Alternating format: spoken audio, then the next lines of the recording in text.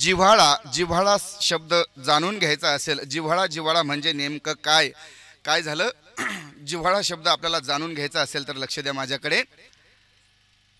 त्या महाभारतामध्ये कृष्ण शिष्टाईचं प्रकरण आहे. कृष्ण शिष्टाईचं प्रकरण, भगवान श्रीकृष्ण कौरव पांडवांचं युद्ध होऊ नये ही चर्चा करण्याकरता कौरवांकडे गेले. बरोबर आहे, कौरव पांडवांचं युद्ध होऊ नये ही चर्चा करण्याकरता गेले. मला कधी कधी जरा नाना या वाक्यावरती शंका येते. भगवान श्रीकृष्ण कौरव पांडवांचं युद्ध होऊ नये ही चर्चा करण्याकरता गेले का कौरव पांडवांचं युद्ध व्हावा ही चर्चा करण्याकरता गेले? खेळ तो येण्याची खेळावा, आपण फक्त ज्याच्या त्याच्या पद्धतीने अंदाज लावावा, ज्याच्या त्याच्या पद्धतीने अंदाज लावावा.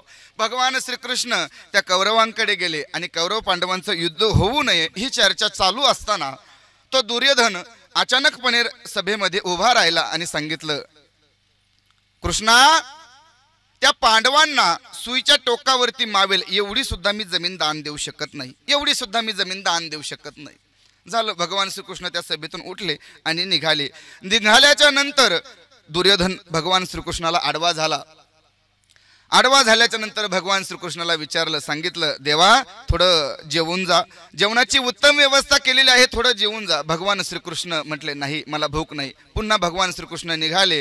पुन्हा दुर्योधन भगवंताला आडवा झाला आणि सांगितलं, देवा अरे जेवणाची उत्तम व्यवस्था केलेली आहे, तुमच्या आवडीचं जेवण बनवलेलं आहे, थोडं जेवून जा, थोडं जेवून जा. पुन्हा भगवान श्रीकृष्ण म्हटले, नाही मला वेळ नाही, मला भूक नाही, मला वेळ नाही, सारखं नाही नाही नाही नाही. पुन्हा भगवान श्रीकृष्ण निघाले. पुढे निघाल्याच्या नंतर दुर्योधन असतो, दुर्योधन म्हटला, बरोबर आहे कृष्णा, तू आमच्याकडचं कुठं जेवणार, तू सारखं त्या पांडवांच्यात राहणारा, पांडवांचं खाणारा, तू आमचं कुठं जेवतोय, तुला आमचं कुठं गोड लागतंय, तू सारखं पांडवांच्यात राहणारा, पांडवांचं खाणारा. असं कुचकं बोलणारी माणसं असतात, असं कुचकं बोलणारी माणसं असतात. आम्हालाही भेटतात, आम्हालाही नेहमी कुचकं बोलणारी माणसं भेटतात. आम्ही जर कुठं कडक कपडे घालून कुठं कार्यक्रमाला निघालो, जय हरी महाराज, आज कुठं आहे खेळ, आता हा काय खेळ आहे का, कुचकं बोलणारी माणसं असतात. ते दुर्योधनाचेच वंशज असतात. आम्ही एवढंच समजतो आणि पुढे निघून जातो, आम्ही काहीही प्रत्युत्तर देत नाही. भगवान श्रीकृष्ण पुढे गेलेले, पुन्हा माघारी आले. बरोबर आहे, तू जेवणाची व्यवस्था उत्तम केलेली आहे तरी मी तुझ्याकडे जेवत नाही. माझाही तोच प्रश्न आहे, का जेवत नाही? त्यावेळेस भगवंताने सांगितलं, बरोबर आहे दुर्योधना, तू जेवणाची उत्तम व्यवस्था केलेली आहेस रे, परंतु जेवू घालण्याच्या पाठीमागचा भाव चांगला नाही म्हणून मी तुझ्याकडे जेवत नाही. म्हणून तुझ्या नको वरपंग देवा घेई माझी सेवा भाव शुद्ध, म्हणून मी तुझ्याकडे जेवत नाही. झालं, भगवान श्रीकृष्ण तिथून निघाले आणि विदुर काकांच्या घरी गेले. विदुर काकांनी काही आमंत्रण दिलं होतं का, काही बोलवलं होतं का? बोलवलं नाही, आमंत्रण दिलं नाही, काही नाही तरी स्वतःहून भगवान परमात्मा विदुर काकांच्या घरी गेले. आणि विदुर काकांच्या घरी गेल्याच्या नंतर भगवान श्रीकृष्णाने आवाज दिला, काका आहेत का घरात?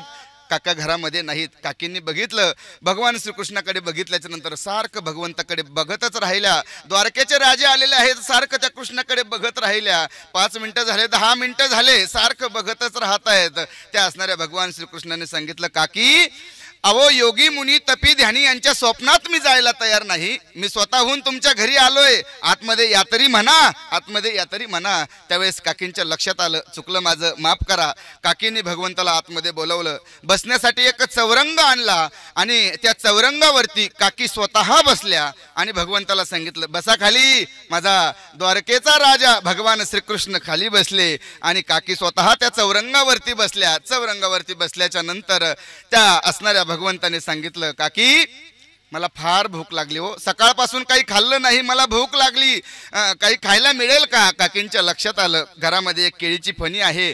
केळीची फणी आणली आणि दोघांच्या मध्ये ठेवली. दोघांच्या मध्ये ठेवल्याच्या नंतर काकीने त्या केळीच्या साली काढल्या आणि त्या केळीच्या साली भगवंताला खायला दिल्या. त्या केळीतला गाभा स्वतः खायला लागल्या. माझ्या द्वारकेच्या राजाने भगवान श्रीकृष्णाने त्या केळीच्या साली आनंदाने सेवन केल्या, आनंदाने खाल्ल्या. आणि केळीच्या साली खात असताना हे सगळं उलट चित्र, काकी स्वतः केळीतला गाभा खातायत आणि केळीच्या ज्या काही साली आहेत त्या साली भगवान श्रीकृष्णाला खायला देत आहे. भगवान श्रीकृष्ण त्या केळीच्या साली खात आहेत.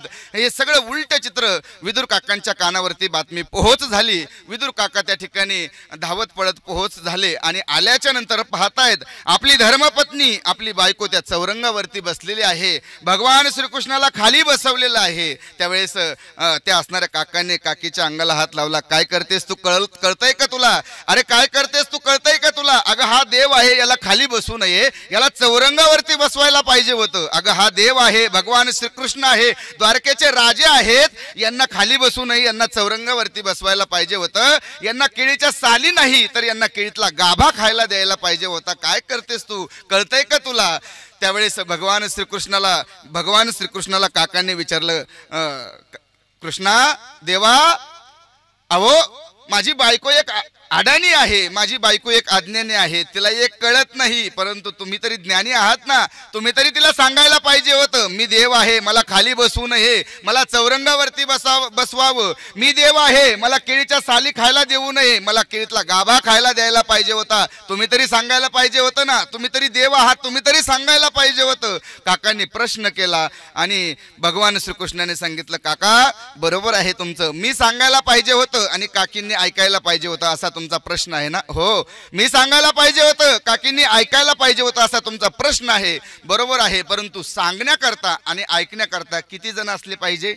दोघे जण असले पाहिजे. वा, सांगण्याकरता आणि ऐकण्याकरता दोघे जण असलं पाहिजे. एक सांगणारा आणि एक ऐकणारा, एक तर दोघे जण असले पाहिजे, सांगणारा आणि ऐकणारा.